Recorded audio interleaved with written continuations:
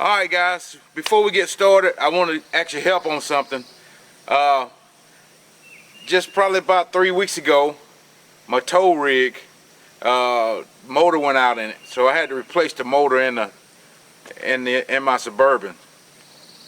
Then 2 weeks later, my transmission goes out, so I had to replace my motor and my transmission within about 3 weeks span.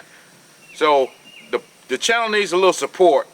What I'm gonna do, I'm gonna put a link in the description, probably to this new radiator I got for the tractor, and probably for the radiator. So all I need you to do is, if you shop on Amazon, just if you think about it, just use that link to go to Amazon. You don't have to buy the radiator or anything, but once you get into Amazon, anything you buy off Amazon, I get a little residual off of it because I'm a part of the affiliate program now. So if you think about it, try to use my link to go to Amazon to help me out just a little bit. Alright, let's get started on this tractor.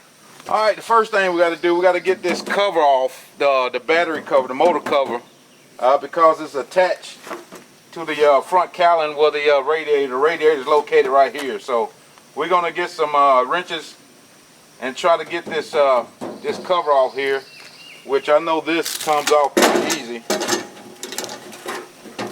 So I thought it came off pretty easy, but it's got that screw in it that I had in. But we'll get that and we'll start taking this cover off.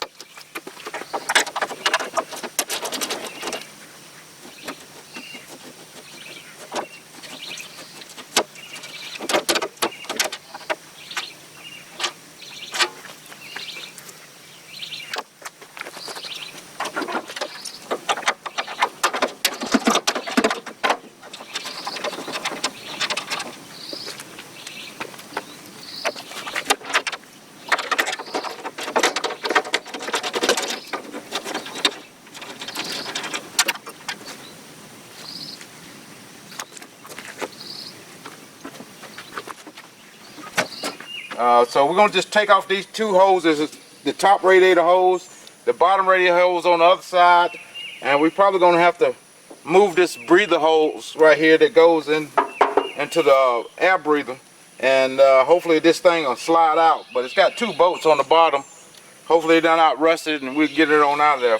But I got new radiator hoses, upper and lower hoses, to replace these, but this one is pretty good because I just put it on there at during hunting season last year. So we're just going to go ahead and take these hoses off.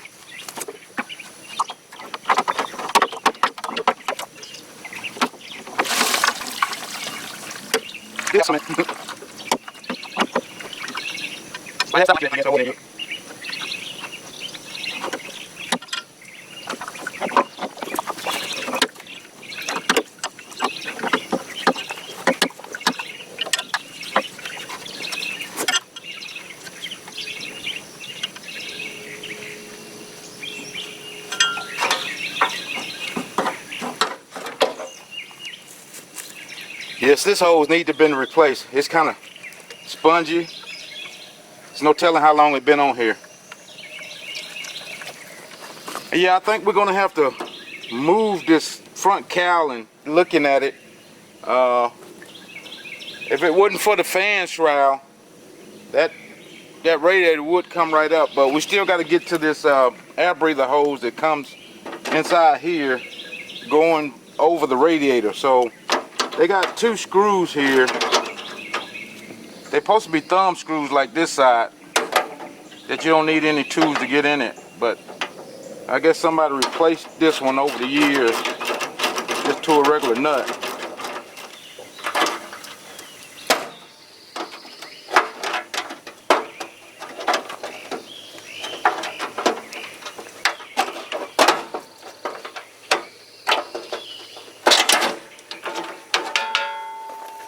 And that'll come on off. As you see, this hose pipe goes into that, over that pipe, over the radiator, which I'm trying to get to. I haven't had this off since I had this tractor, so hopefully it come on off with no problem.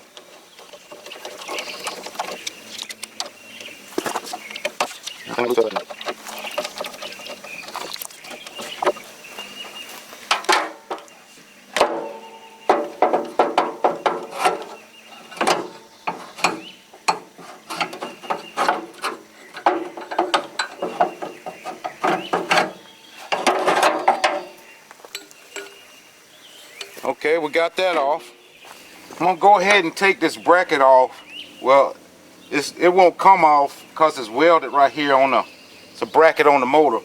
But I'm gonna loosen it from the cowling here. Hopefully, with a little finagling, this cowling would move back and forth just a little bit. I need to get this fan shroud off of this radiator. That way I could probably lift it up. It's 2 little, well, 3 flathead screws on this cowling holding it to the radiator.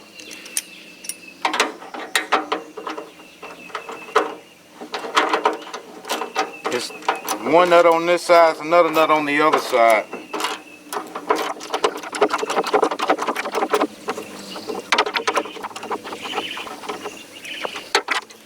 Like anything else, the old tractors have mismatch screws, and this is the thing. A flathead tip on this screw, which is going to be difficult to.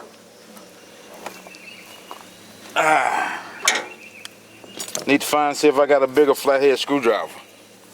This is not bigger, it's longer. Maybe to give me a little bit more torque on holding it.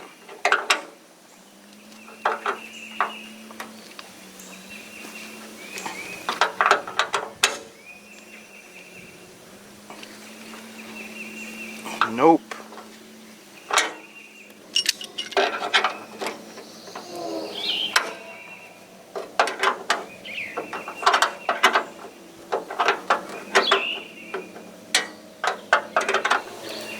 All right, we did get it off.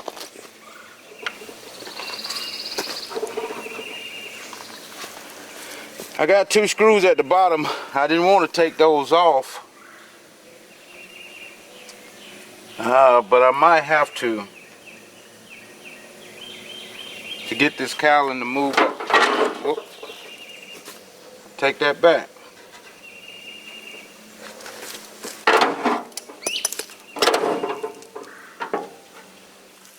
Alright, as you can see, that cowling did move forward without taking the 2 bolts out the bottom. Hopefully, when I get those 2 bolts out the bottom that's holding the radiator in, it'll lift straight up and I can remove the fan shroud after I get it out. So I found there's a 5/8 bolt on the bottom. And I sprayed some PV Blaster on it to get it start moving when because it's awful dry down there, so it's coming off pretty good. So it should be just these 2 bolts, one on this side, one on the other side, holding this radiator in. Man, I wish I'd have brought my ratchet wrenches. But we just got to do it old school.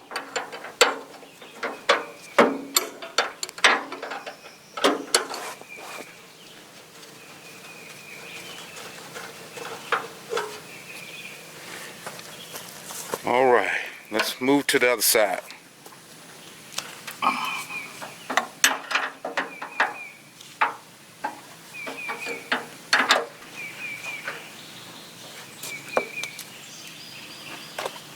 Oh, drop that, but okay, let's see if it'll.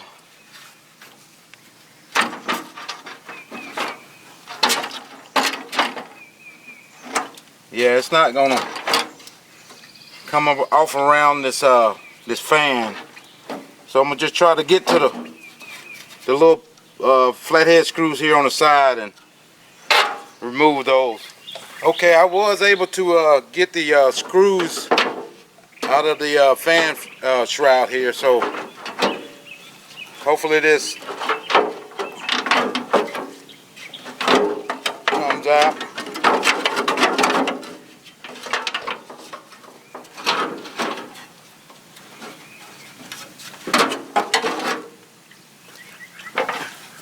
All right, we got the old radiator out. So we'll go ahead and start putting the new one in. This is the new radiator.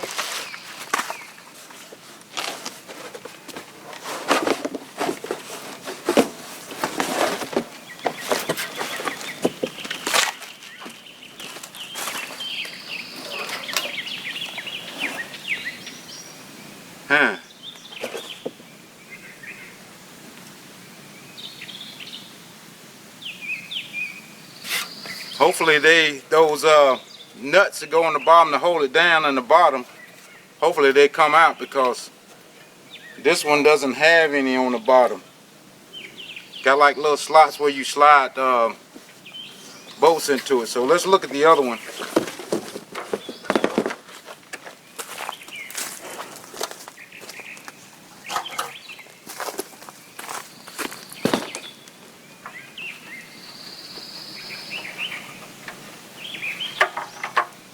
Okay, it does. Let me see if I can show you this.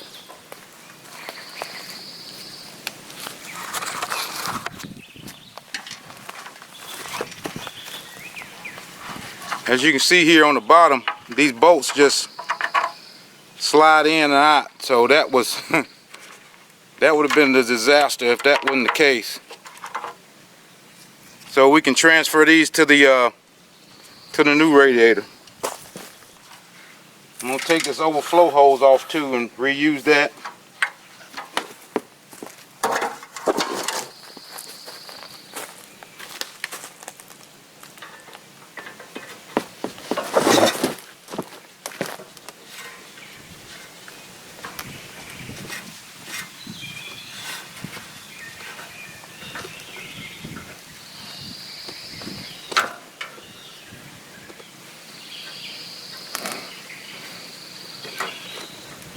All right, let's see if we can put this one back in.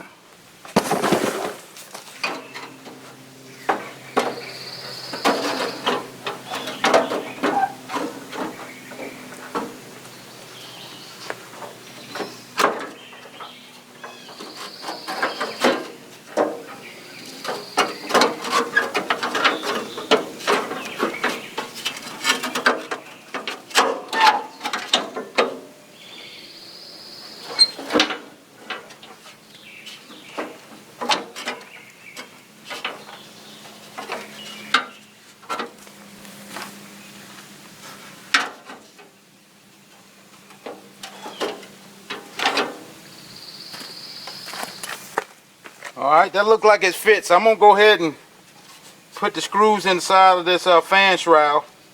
And we can go ahead and try to bolt it down. And like I said, put everything back on it. So let me do that and we'll come back. Alright guys, we got the radiator in. All the hoses connected.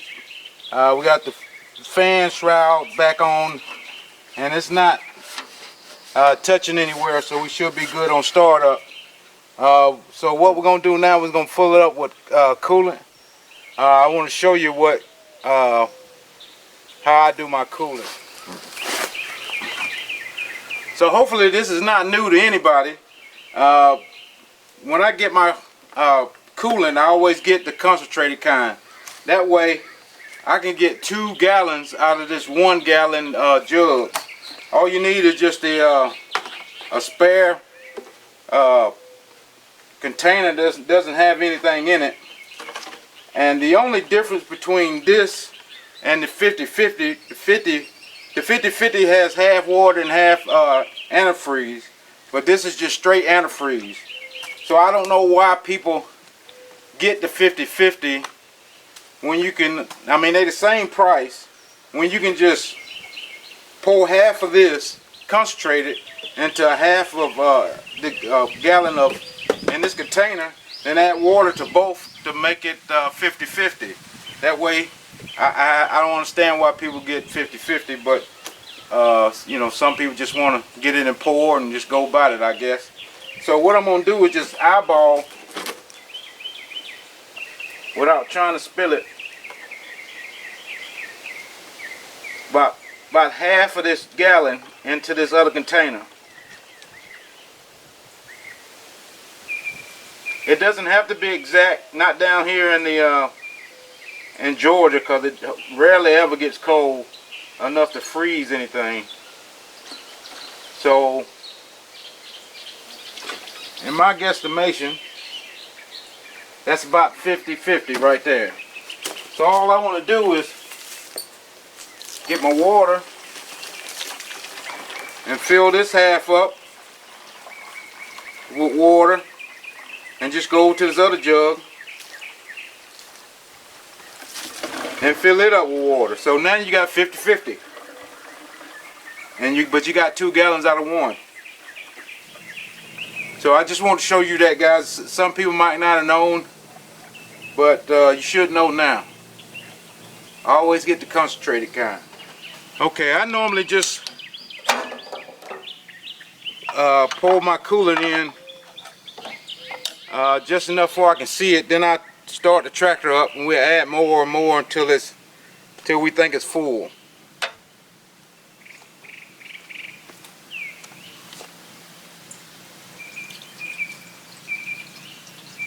We want to check for leaks and all that good stuff as we pour. Well, after we get the first gallon in anyway. So try to be careful not to spill the coolant everywhere, because you might think it's a leak.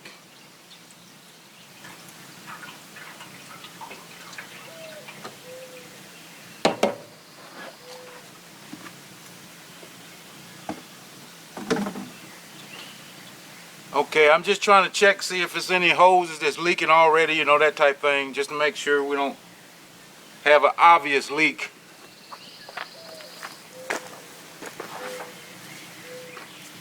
Okay, for the second gallon, I'm gonna go ahead and start her up, and we'll pour the rest in then.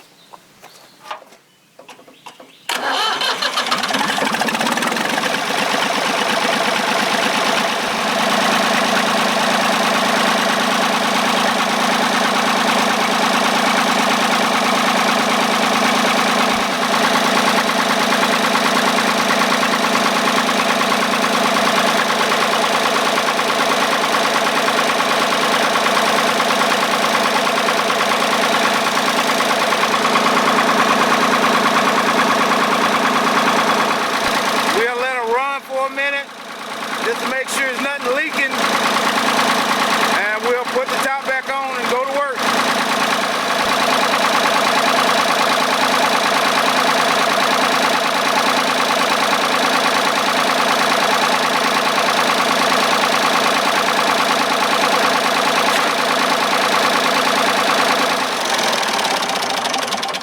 Alright guys, I think we through. I don't see any leaks or anything like that. I let it run for about 3, 4, 5 minutes, and we're looking pretty good. So I think we're good enough to go to work. Like I said, I'm gonna do some bush hogging today and some planting next week. So before I got everything off, I'm just gonna check everything and grease the bearings and all that kind of stuff while I got it right here. And other than that, guys, I appreciate you watching the video. And like I say, in the description is a link to Amazon. Make sure you go there to help the channel out just a little bit. So other than that, guys, to the next video, I appreciate you watching.